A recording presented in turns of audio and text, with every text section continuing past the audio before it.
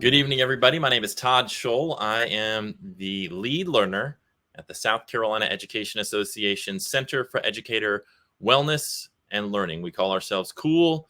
You can go to cool.us to learn more about us. There's the website right there. It's cool.us, CEWL.us. You're going to be able to find all of the webinars that we do, all of the podcasts, blog posts, panel discussions. They're all laid out. And recently, we upgraded the website so that you can also find out about some of the professional learning opportunities that we at the SCEA provide free to South Carolina public schools. All you have to do is go to cool.us and learn more. So if your school or district needs some really good, relevant, engaging professional learning, head on over to cool.us. There's contact forms there. You can email me, toddscholl@gmail.com. and just request something that you see there, and we'll do our best to accommodate your needs. I am, of course, really thrilled that the SCEA has endorsed Lisa Ellis for South Carolina Superintendent of Education.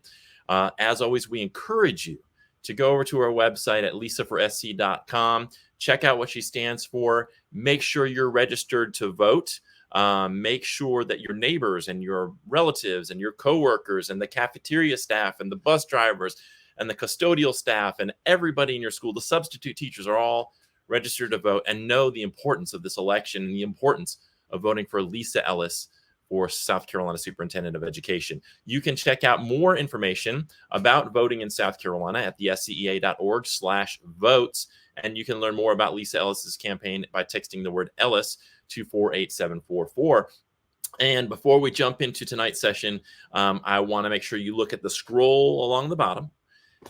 We have a movement, and this movement is growing. We have seen in the past year unprecedented growth at the South Carolina Education Association, and we're so excited about it because the more we grow, the more power we have, the more collective power we have to create the kind of change that you deserve, that all educators and public education employees deserve, and all students deserve as well. If you're not currently a member, there's a couple of things I'd like you to consider tonight. Go on over to the scea.org/connect.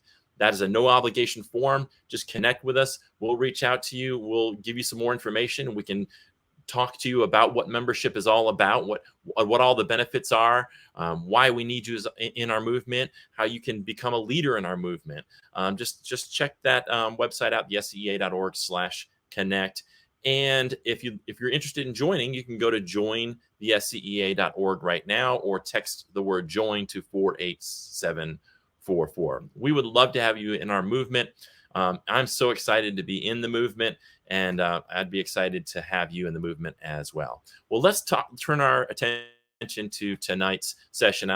I put out a call for some proposals, and one of the proposals I got back was tonight's session. It's called Mindshifting, Growth Mindset and Critical Thinking for Impactful Educators. And this is right up my alley. I'm so excited to learn from our presenter tonight. He co-founded Academic Business Advisors in 2005, which helps organizations develop business strategies to align their products and services with the ways purchasing decisions are made and technology is used in schools and districts so that they can scale and make a difference to kids and educators. In 2014, he co-founded EdChat Interactive with Tom Whitby and Steve Anderson. That's a service to share best practices among educators through live online interactive events, kind of like this. And in January of 2015, he co-founded the nonprofit Games for Ed with Larry Coco to facilitate collaborations between educators, researchers, game developers, publishers, and policymakers to further the use of games and other immersive strategies in schools. And I've seen how that can be incredibly effective. He served on the board of the EdTech Industry Network of the SCEA from 2012 to 2019. He was the co-chair from 2015 to 2016 and chair in 2019. He's currently the COO of 3D Bear Incorporated, the U.S. subsidiary of a Finnish EdTech AR and VR company. And you guys know how interested I am in AR and VR. But without further ado, let's bring in Mitch Weisburgh. Mitch, how are you doing tonight? Great. Thank you. Yeah, it's pretty cool here. I'm up in New York, and my wife just told me it's going down to 40 degrees tonight. Yeah, well, I'm currently in North Carolina, and it's supposed to go down to 46, and it's been in the upper 70s, 80s for a while. So I broke my sweater out. Yeah. starting to cool off here. And you and I talked a little bit before we came on, and you said maybe there's going to be a Subway Series this year between the Mets and the Yankees. Now, which are you, a Yankees or a Mets fan? So I'm a long-suffering Mets and Jets fan. Okay, yeah. So you have been suffering quite a Right. bit. Yeah. Yeah. Prayers to you, my friend.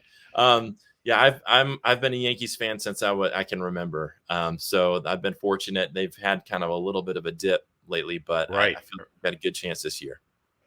Yeah, and I was saying I was at the game on Tuesday night where the Yankees, and I actually left after the eighth inning, but the Yankees were behind 9-5, and it's like, three up, three down in the eighth, and we've got an hour and a half to get back, and we leave, and then lo and behold, Judge hits his 60th home run, Yeah. and then three people get on base, and Stanton hits a walk-off grand slam.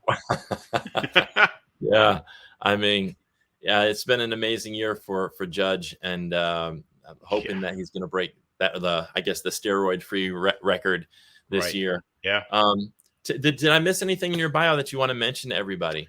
Well, so this is just something that's kind of interesting. I Next week I'm going to be in Finland. Okay, and what I've done is, I put together like a 3-day program for educators, and there's no cost to attend, but you have to get to Finland. Okay, where we're going to Finnish elementary school on Tuesday morning, a Finnish high school Tuesday afternoon. We're meeting somebody from the Ministry of Education and the Department of Education for the city of Helsinki to talk about their philosophies on Wednesday morning. Wednesday afternoon, we're going to be comparing the Finnish system to the systems in the different countries from the educators who are going to be there. And then on Thursday, we're going to be going to a teacher training university in Finland, and then 2 vocational schools, because Finland has a very strong vocational program. So the idea is to kind of launch some ideas around the world to change education. There's only going to be like 11 or 12 of us there, but because we want to really get the conversation going. So that's just another interesting thing that I'm really psyched about, and I'm very nervous because everybody who's going is going because I said it's going to be great, and if it's horrible, it's all on me. Yeah. Well, I've heard so much, for a long time about the Finnish education system, and they seem to be getting so many things right. And I wish that we would have an open mind to what they're doing over there, because it sounds like they're not only doing things the right way, but that they're very successful in doing it. Yeah, I mean, it's amazing to me. I mean, everything that they're, the teachers are highly respected in Finland, and they're given the autonomy and the time to plan out what they want to teach with the other teachers in the school. And just as an example, in the primary grades, kids are in class for 45 minutes, and then all kids have to go outside for 15 minutes. One teacher each time is elected to watch over the kids, and all the other teachers get a break. Mm. And then after 15 minutes, the kids come in, and then they're ready to go again. It's just like, wow, it doesn't sound great. Yeah. Yeah. I mean, yeah, I've just heard so many good things, and that notion right there of educators being respected and revered in the culture. And here we've got the exact opposite thing happening, where we're seeing the demonization of educators around false narratives, and just complete disrespect to educators, and then we wonder why we're having a teacher recruitment and retention issue. And we all get into education, not to make a lot of money, or we get into education because we all love seeing that look on a kid's face when they get something right, and when the kids really are enjoying what they're learning, and and that's what we all want. Yeah, for sure. Well, I'm really excited about your topic tonight. You gave me a little preview prior to us kind of going live, and I'm really interested. So I'm going to let you just share your screen, and I'll pop in if I have some questions or comments, and we'll bring in if anybody's watching and has comments or questions along the way. All you have to do is type in the Facebook comments, and we can bring those in and allow Mitch to sort of see what you have, what questions you have, and what comments you have. So. Right, and and Todd, feel free to pop up, and ask the questions if I miss them, because I'm going to be concentrating on what I'm saying. Sure. So let me go and share my screen, and hopefully you all see my screen there, right? Yep. So the topic of tonight is mind shifting and growth mindset, and I guess a question for you all to think about. Have you ever interacted with someone, or who hasn't actually, interacted with someone with whom you're having a really strong disagreement over something really important, like something like maybe climate change? It could be gun control, it could be abortion, it could be inflation, it could be the pandemic, it could be something personal. So you're having a really strong disagreement with somebody, and then as you're having the disagreement, did you ever think to yourself, what could be going on in their mind that has them believe in something that's so obviously wrong, right? And then you continue in the argument, and have you ever been able to convince them by arguing? Okay, by showing them data or showing them how they were wrong. Have you ever succeeded in convincing them? No. No, right? You know, No. and do you understand that as you're having the argument, they're thinking the same things about you? So, Yeah. what if we learned to think about problems, to communicate, to collaborate in ways that propel us forward rather than drive us apart? And that's really what my journey has been. So my journey has been over 5 years, and it started with the realization that basically we're talking past each other, and that we're not actually making progress on most of the really important issues that are facing us, and that we're not really preparing our children to become functioning adults. And my goal is to give people, especially the next generation, the the skills to be able to think critically, to solve problems together, and reach solutions despite obstacles and overcoming opposition, so that they can lead successful lives, and we all can lead successful lives, and tackle the issues our generations have dumped on them. So that's really what spurred this journey. So, it's been about 5.5 years at this point, and I've put all of this material into two courses. And the first one focuses on how our minds work, and that's actually I'm going to go through material for both of them tonight. But the first one focuses on how our minds work, and the second is on how we make sense of situations and prepare to succeed in the long term. These courses were designed for educators, both for our own understanding as educators of how to make sense of situations and develop habits of mind, and also how we then give our students these abilities to make sense of situations, think critically, communicate, develop healthy habits and actions. So each of these two courses is basically 80, 90-minute sessions. So it's a lot of material. Generally, I give them, it's twice a week, which is, 8 by 1.5 hours. That's 12 hours of class time. And then there's about 3 hours of coursework during the course. And most of the time that you're doing out of class work, it's in developing lessons, for your students. And if you sign up in the public course is $125. But I'm going to be talking to Todd because I think that maybe we can work with SCEA, and substantially reduce the course, or maybe do it for free for anybody from South Carolina. Right. So that $125 covers all 8 sessions. This URL takes you to this next course. It starts on November 1st. And then the second there's a second course which will probably start in mid-January. But that's kind of like where I've been with this.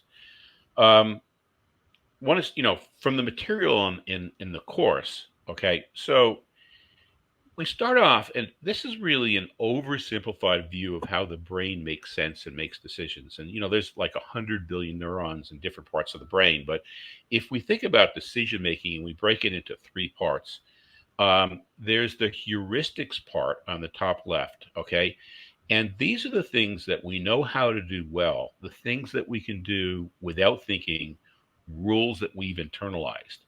And then there's a judging part, okay, which is the second part. And basically, our judging part of our mind is binary. It's either good or it's bad. It's painful or it's pleasurable, or it's painful or it's less painful, or it's something we want or something that we don't want. And then the third part is the conscious mind, and that's where we have we have access to reasoning, to resourcefulness, to critical thinking, and to creativity. These first parts, the first parts on the left, the heuristics and the emotional good or bad, get triggered in hundredths of a second, like two hundredths, two and a half, 300ths of a second. Whereas the conscious mind gets triggered in about 2 to 3 seconds when we approach a situation. So if you think about that, we're going through, we're saying, oh, we could possibly do this, and then no, we could possibly do this, no, we could possibly do this, yes. Those decisions are being made before the conscious mind is even activated. But once this decision has been made, the conscious mind, then the role of the conscious mind is then to justify that decision rather than to come up with alternatives. So we're really, not able to access the full resources of our conscious mind in most situations, because our lizard brains, if you will, because the parts on the left developed quicker, earlier in evolution than the conscious mind. So we're making we're using our conscious mind primarily to justify the decisions that we've already made. So if we look at what happens by default, there's some event, some decision, some conversation, something that happens, okay? And in, 1/50th of a second, okay, the limbic parts of the brain, the older parts of the brain get, you could do this, you could do this, you could do this. The emotional part is saying, yes, I will, yes, yes, I want. Is this a threat? Is this not a threat? Once those decisions have made, that triggers, well, okay, let's say this could be a threat. Triggers fear, pain, and anxiety. Those then cause the brain to release cortisol and adrenaline. Cortisol and adrenaline shut off the prefrontal cortex. And so the actions that we generally chose, which by default are, flight, running away, fighting, freezing, or doing something the way we've always done, that's what gets decided on. And then the prefrontal cortex basically just comes up with a reason why that's right, and it rationales and justification. And that's really the default way that our minds operate, because our brains were created, first of all, for survival. Okay, so to recognize things that threaten us, and to be able to focus and quickly react to them. Second of all, to conserve energy, so to not have to think very hard. And third of all, to blend in, to do what everybody else is doing. So this is how our brains operate in default. And then when we're resourceful, our brains take a very different tact. Okay, when we're resourceful, some event comes, and we look at that event kind of as an opportunity. And we're saying, oh yeah, this could be fun. We could, what are the other things that we can do? And so the emotional good or bad says, well, something, let's check with the prefrontal cortex and let's see what it can come up with. And so let's encourage the prefrontal cortex, so it releases, other hormones, serotonin, dopamine, oxytocin, and endorphins. Those amplify and engage the prefrontal cortex. And the prefrontal cortex goes in and says, gee, how can I use this to connect with others? How do I explore and evaluate different courses of action? How do I innovate and come up with things with other people? How do I align this to my higher level goals? And how do I commit to some action and stick with it even when things go wrong? And then that comes up with the action. So this is really what we want to trigger. And this is what the default is. And really that first, say, half of that first course goes in, well, how do we recognize when we're in each phase? How do we switch from this phase where we're regarding things as threats to this phase where we're regarding things as opportunities? And then how do we get kids to also recognize what situation, how they're evaluating the situation, how they can evaluate it more effectively, and get kids to also get into this, playful curiosity exploration state of mind where they can really communicate, collaborate, and think critically. So that's really the first part of the course is recognizing it, the different things that we can do ourselves. How do we recognize the situations? And then how do we also train kids so that they're able to do this as well?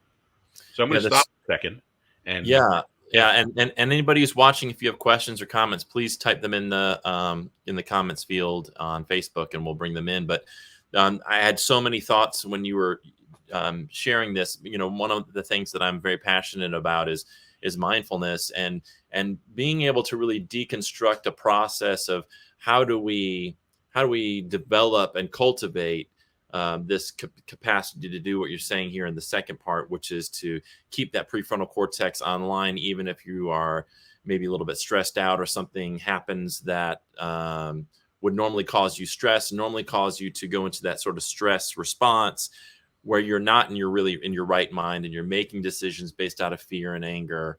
And it reminds me of Dan Siegel's work and the Whole Brain Child, I think that was what it's called, or the Whole Brain School, where you develop this stairway between the downstairs. He calls it the downstairs and the upstairs part of the brain. Hmm.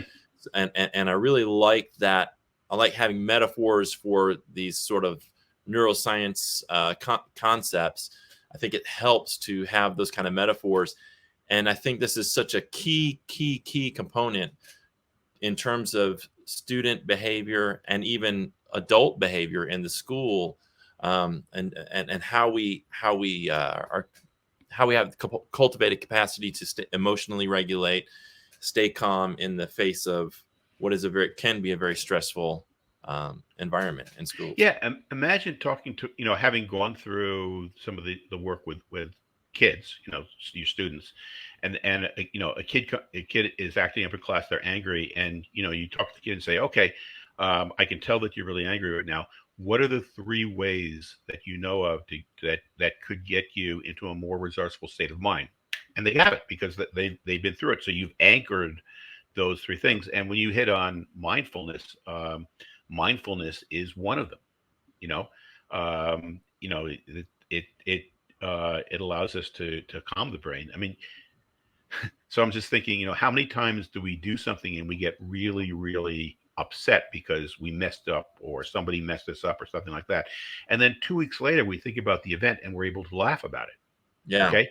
Well, why should we have to wait 2 weeks to be able to laugh about it? What if we had the power to, it happens and what if we could turn it on in 3 minutes rather than 2 weeks? Wouldn't that make us Yeah. a lot happier, a lot more fulfilled, give us, allow us to be a lot more resourceful? That's what we want to do for the kids. 100%. And I think it was Dr. Rick Hansen. He talked about the stages of how you can, sort of a rubric for how you can tell you're developing in, I think, this work. And Hmm. he said, you start off and you're unconsciously incompetent, then you're conscious of your incompetence, Yep. then you are consciously Consciously competent, competent, right? and then unconsciously competent. And so, like, I find myself when I get agitated and I get into that sort of stress response, and I'm not really accessing the prefrontal cortex, trying to wake up to the unconscious pattern of that's sort of underlying whatever I'm thinking, whatever I'm feeling, so that I can kind of move up that rubric a little bit. Yeah. So as you talk about those four different stages, you know, think back to the things that you in your life you've found absolutely the most challenging, Yeah. the hardest things in your life that to do, whether you've done them or not. And then think back to the things that you're proudest of that you've done.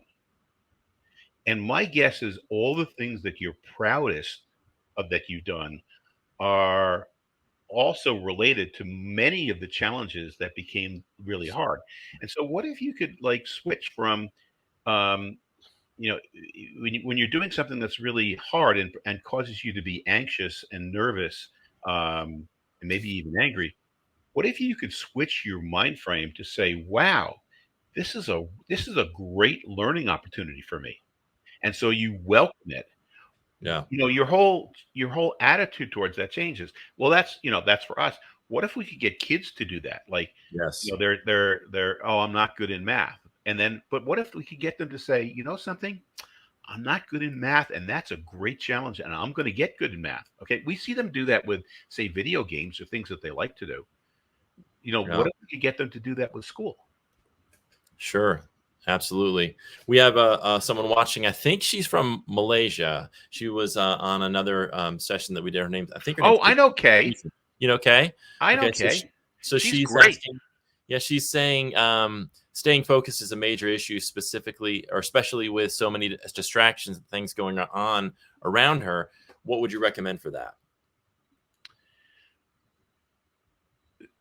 So, that's an interesting question because it could be, staying focused for the kids or staying focused. The question could be for us. I'm going to take it that the question is for the kids, and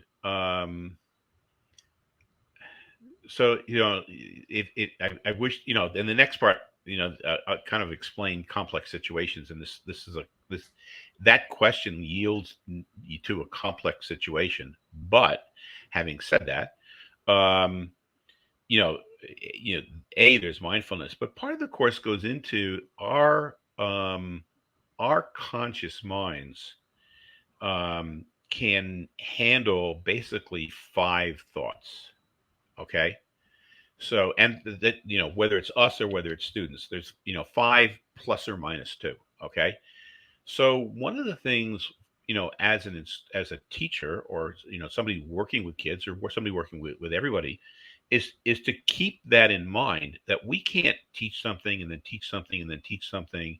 And, and students aren't just going to retain it. So there's a number of tricks that one could use to keep those five open. Now, if you have a child in a class and that child is hungry and is angry at a sibling or a parent and has to go to the bathroom, okay, so that, of those five, those three are taken up, and so you only have two that you can even work with, unless you can meet the needs of those other three. So the general technique is to be aware that we all have five plus or minus three, and if your students aren't if their minds aren't taken up by some of these other things, which could be taking up space in their brain, is to use various techniques. One of which is to help kids internalize what you're teaching, so they don't have to regard it as consciously. When they're learning addition and they think, let's say 3 plus 2, 1, 2, 3 plus 1, 2, okay, that's 5. And they have to really think about it. But if that's unconscious competence, that's 3 plus 2, okay, that's 5. And so you do a word. So when you're trying to teach them word problems, they don't have to really use their conscious mind in order to think of some of the earlier skills. So you give kids the opportunities to become fluent in some of the earlier things, or to chunk them together into bigger concepts, so that they don't take up those five things. And so that would be a quick and dirty answer. I hope that helps. Good. So I kind of alluded to complex situations. So let me just go, that the question is like, well, what do you do with all the distractions that kids are facing? And very often when we're faced with problems or situations or opportunities, we go into one of these three different modes. Like, I know the one best solution. I know what it is. Okay. Or, gee, Mitch is an expert. Have him tell me the right answer. Or XYZ is an expert, or XYZ. This person is an authority, and they'll tell me what to do. Or, gee, I just have to get data. I'll analyze things, or I'll ask people, or I'll look it up, and I'll get information, and that's going to give me the right answer.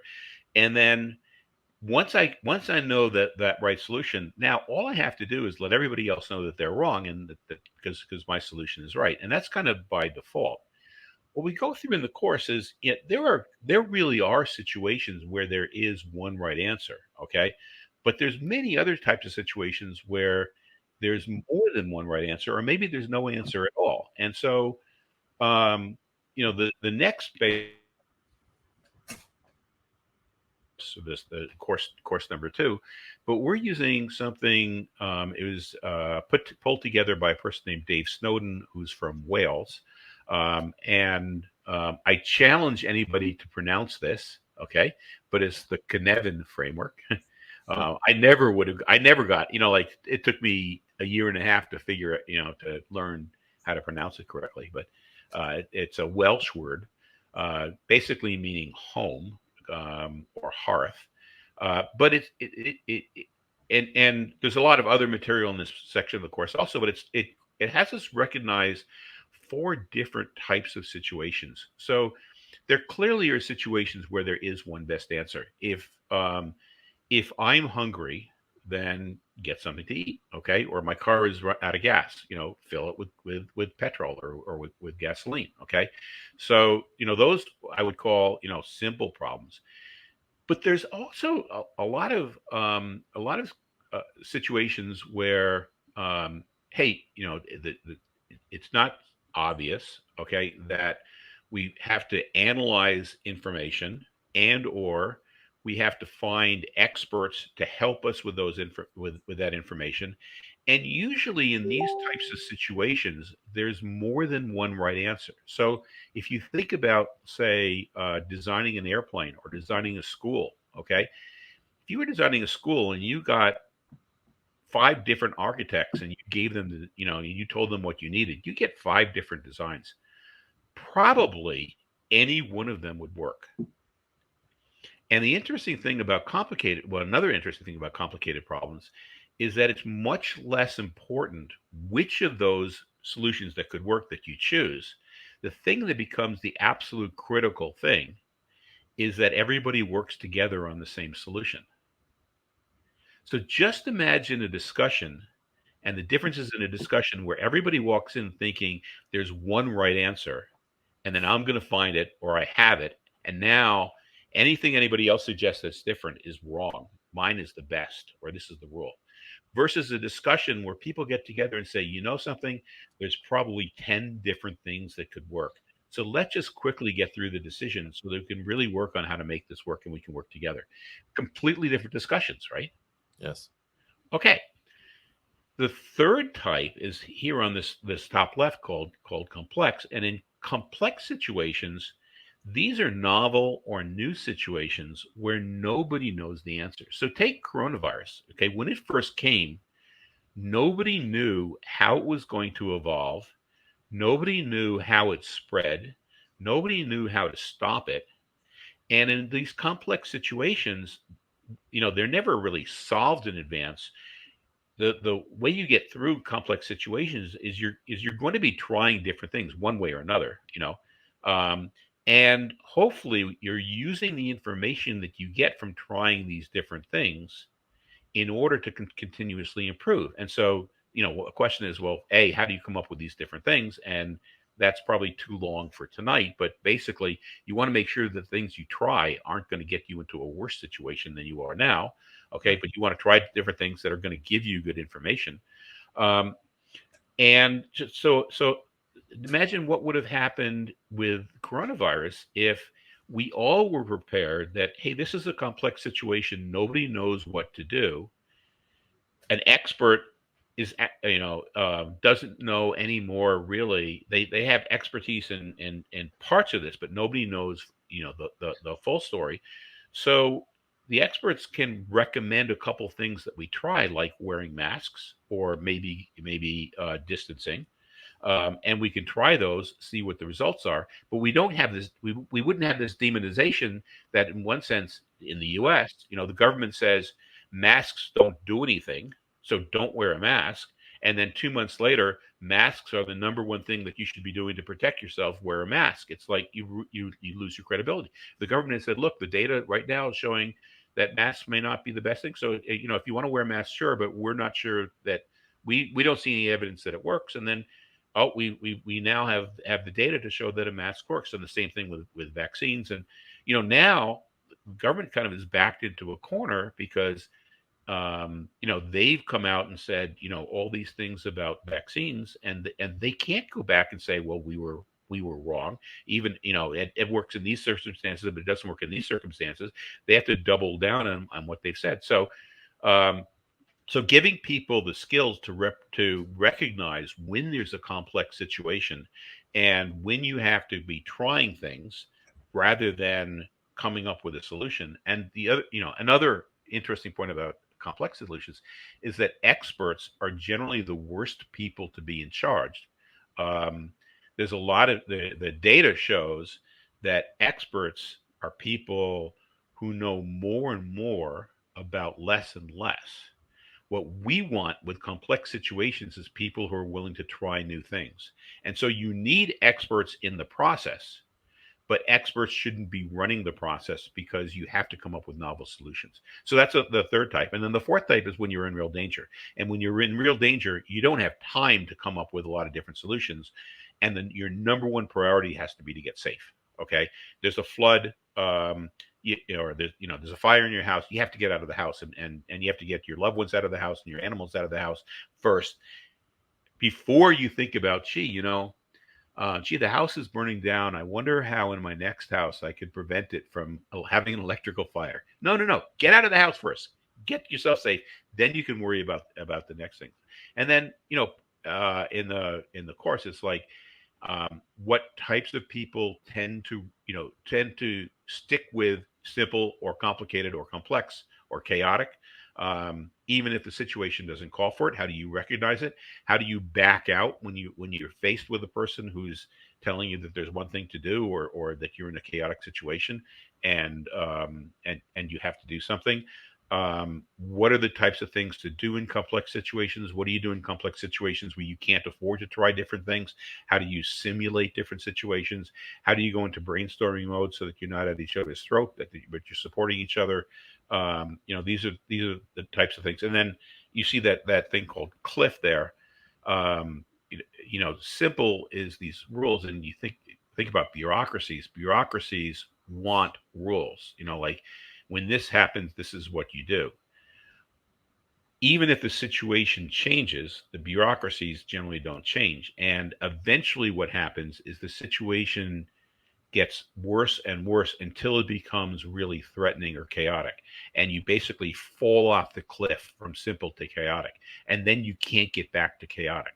Whereas you could go from a complicated situation where you need expertise till the best things to do become common knowledge, in which case it's a simple situation. Everybody kind of knows what to do next. But going from simple to chaotic, it's a long, hard climb back to actually get solutions for the long term. Yeah, this I think the politics of the decisions that have to be made really complicates this from Yep. being a sort of an unbiased, sort of objective. Let's look at the data. Let's listen to the experts, but let's also be open to new ideas. And then and what happens is it just, whether it's, no matter what the topic is, I don't want to dive into a topic right now, but whether it's Right. mask or whatever, it becomes politicized, and people will just go to their camps, and then they'll just find the data that supports whatever their camp says and ignore any emerging data that would suggest that maybe they need to modify their view a little bit. Right. And it goes back to the mind, which is why one of the reasons why the mind was one of the first things, is because we all have these cognitive biases. And how do we recognize when we're in a cognitive bias, and how do we recognize when somebody else is in a cognitive bias? But just imagine if kids could naturally, or if we all could naturally kind of look at things and say, Right. oh yeah, they're saying that to do this, but this isn't really a simple situation. This is a complicated situation. Yeah. And so we need some expertise, and it matters less which thing that we do, but then that we all get together, or it's complex. Yeah. Most things with people are complex because you do something and it affects, to fix something in the system, but then it changes how people interact with the system, and that changes the system itself.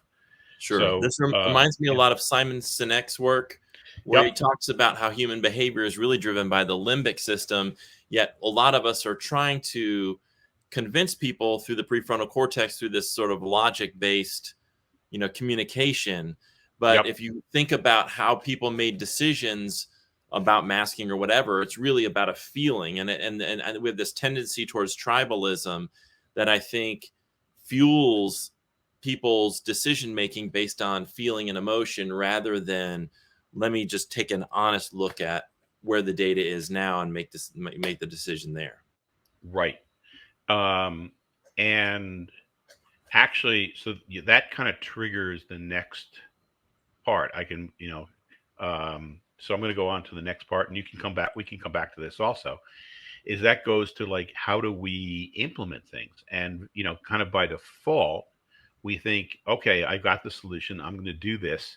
It's going to work, and the problem is going to get solved. Well, for any of the big things that we face as society, when does or even as people, when does the first thing we do ever solve the problem completely? Think of just even like a soccer game. Okay, the first time when you kick the ball and you don't score a goal in it immediately, does that mean your team lost? No, you're not expected to kick the ball and score the goal. It takes place over time. If the other team scores first, does that mean your team lost? No. I'd prefer my team scored the first goal, but but I still have a 45% chance of winning, even if the other team scores the first goal in say the first 20 minutes or so.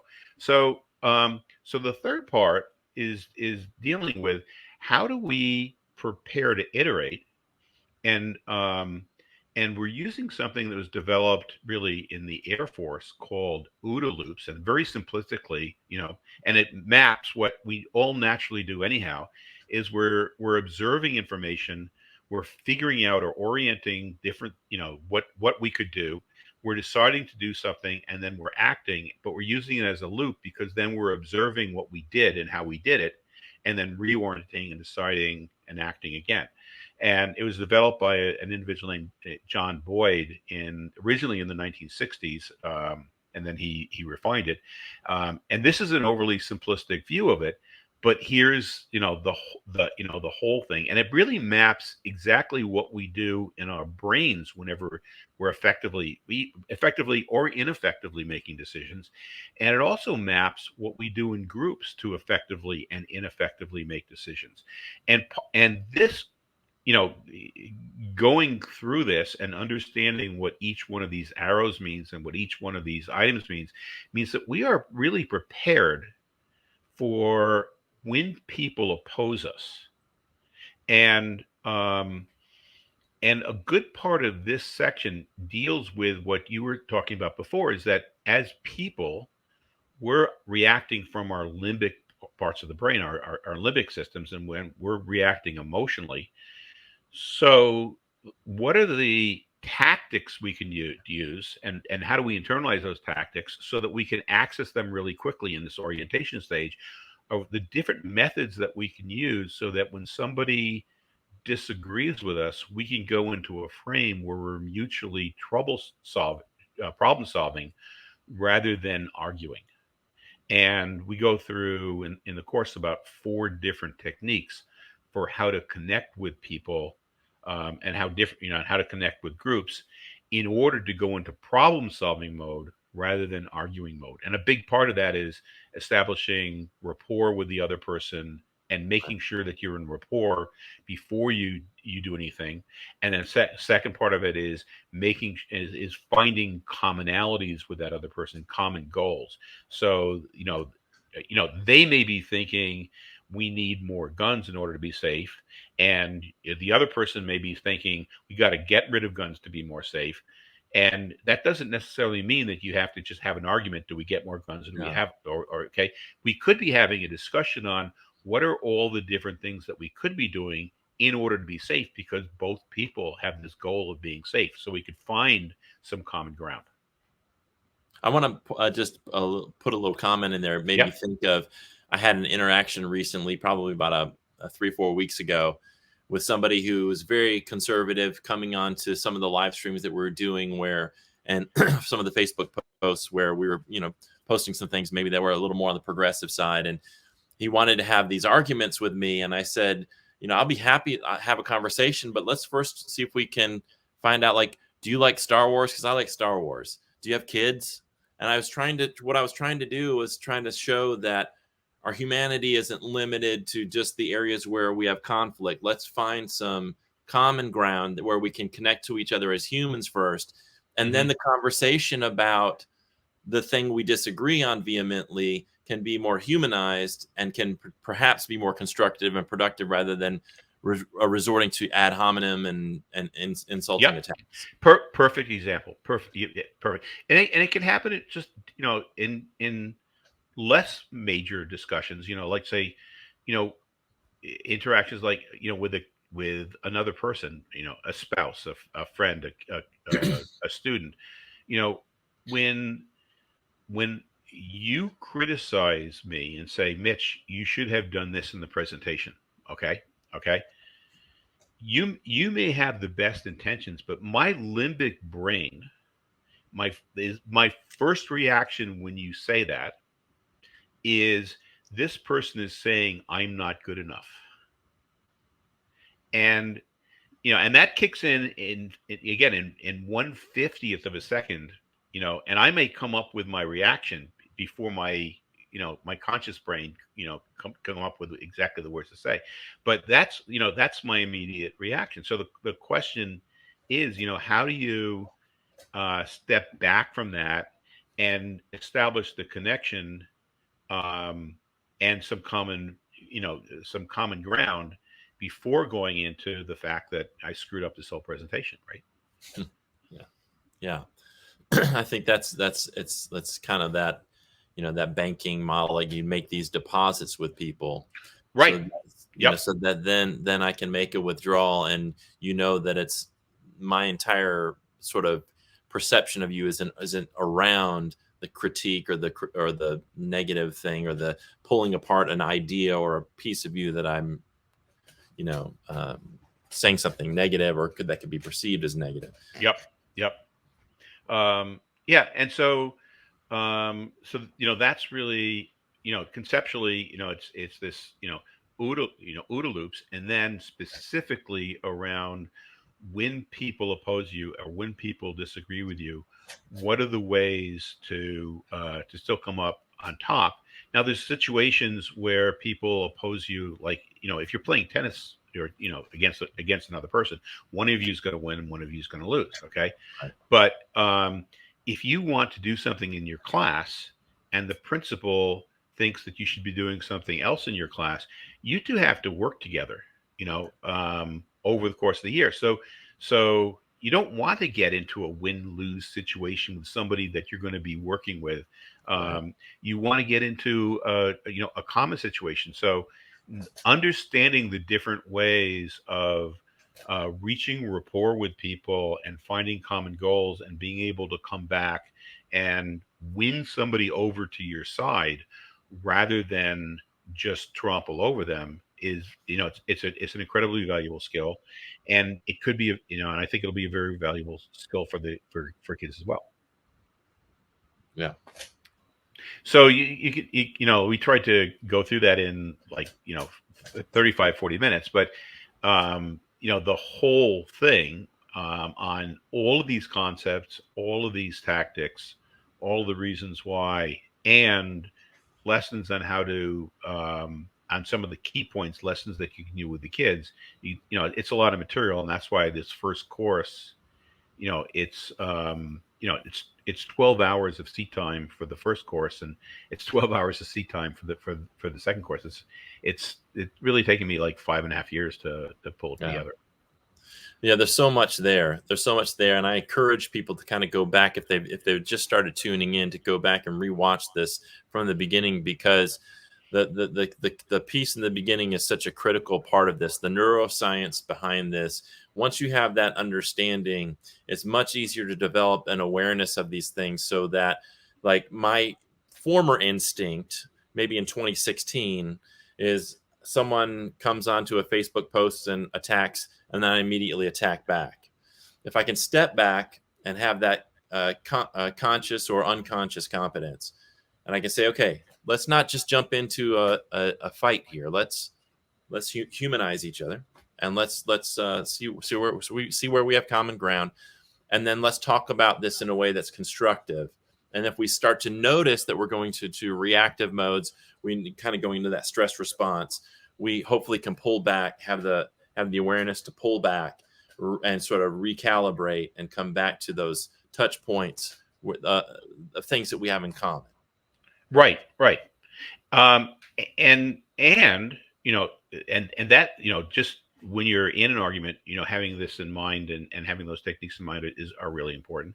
Mm-hmm. Before you start something, going through and consciously going through this is like, you know, like, you know, there was an interesting example of somebody, you know, somebody was really impressed with the mind part and wanted to introduce mindfulness into her class. Okay.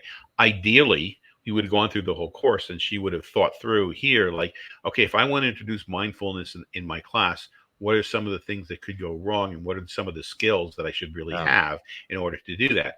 But she got really excited about it. The next day, she introduced mindfulness into her class.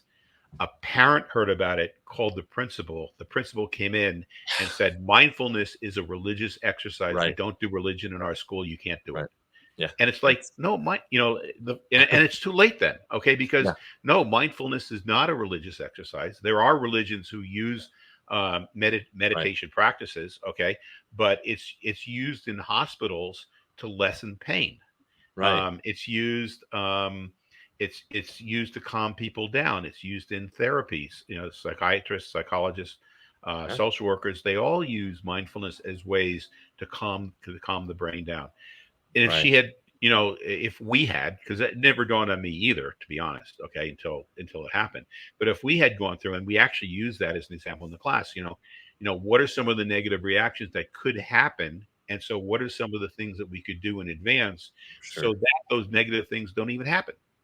Yeah. And I would say to that teacher, even though maybe that idea of you teaching mindfulness has been nixed, the most critical piece is your own practice, that the teacher doing his or her own practice and encouraging other faculty members to do the practice will change the culture of the classroom and the school, because it's a lot of it's about recognizing our own sort of overreaction to certain situations. And when we can model for students, hey, you know, I got really upset and I apologize. And here's how I'm calming myself back down. And here's how I can do that. When you model that, the students are going to pick up on it. So it doesn't even have to be a formal teaching. It's just a modeling of an attitude and a way of moving through the school day with peace and calmness that is contagious. Exactly. And it's also interesting, you know, we're all, you know, watching this, you know, we're the adults. There's probably a good part of this that we've done at some point in our life and it's worked, but we haven't realized why it's worked. Right. Okay. This kind of proceduralizes it. So you say, oh, you know something? I remember I did this. It worked. Now I know why it worked. And now I can use it whenever the situation occurs. Right. Right. Okay. Yeah. I love this, Mitch. It's amazing work, and I really appreciate you sharing with us tonight. Well, thank you. Yeah. Yeah, and I'll, you know, I'll send you an email, and maybe if teachers from South Carolina want to sign up through SCEA, you know, that maybe be able to do that, you know, at no charge or something. But yeah, please share that with me, and I'll check with our team and see if we can get that out to folks. Really and Kay, if you're still watching, just contact me, and if you want to take it, I'll give you a code. All right, you hang on. I'm going to close out, and we. Well, it sounds like I guess Amanda says thank you. Thank you for tuning in, Amanda. Thank you, Kay. Appreciate everybody tuning in tonight, and Mitch, thanks so much. If you'll hang out, I'll be back, and we'll debrief in just a minute. All right, everybody. That was Mitch Weisburgh. An incredible presentation. If you're just tuning in, please go back and watch from the beginning. Just amazing, very relevant work, and really for anybody, not just educators, but really this is relevant information that can really help us be better communicators and to help us navigate our lives with a little more peace and a little bit more of a constructive attitude about conflict. So great stuff. I want to remind everybody, we are the only teachers association who's made an endorsement in this race, and we encourage you to please vote Lisa Ellis for South Carolina Superintendent of Education. We know the alternative is just not good, and we'll just leave it at that. Please go to our website, lisaforsce.com. You can learn more about her campaign there, what she stands for, and she's on all the social platforms, all the major ones at Lisa for SC. Next week, I'm really excited because I live in Horry County, and next week we are going to have an Horry County tour. We're doing a blitz. We're going to have our folks from the SCEA are going to be out at so many schools throughout the week next week, starting on Tuesday. We're going to be, you can see the list of schools where we're going to be Tuesday, Wednesday, and Thursday. So if you're in Horry County, look out for members of the SCEA to come in your building, and we'll be happy to talk with you about our movement, about how you can become a part of it, what all the benefits are. And we're just so excited to be doing this blitz next week in Horry County. And we want to invite everybody, all public school employees, to come out to Tidal Creek Brewing. That's a social that we're going to be doing Thursday starting at 5 o'clock. I think we're going to go to about 8 or 9 o'clock. You can come out and meet us there. If you don't get a chance to meet one of the SCEA representatives during the school day and you want to come out and meet us, come on out and join us at Tidal Creek Brewing out in Market Common on Thursday at 5 o'clock. Thank you so much for tuning in tonight. Again, thanks to Mitch Weisburgh. Lots of wisdom, lots of great information that he shared with us tonight. You can check out more about the Center for Educator Wellness and Learning at cool.us. We also would love to connect with you. Just go to the scea.org/connect. And if you want to learn more about voting, you need to get registered soon. If you're not registered, please go do that. Make that a priority this week or next week. Go to the scea.org/votes.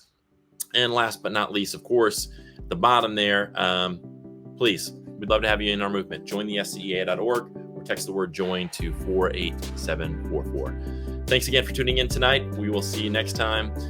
Thanks so much, and I hope you have a wonderful end to your week. Take care.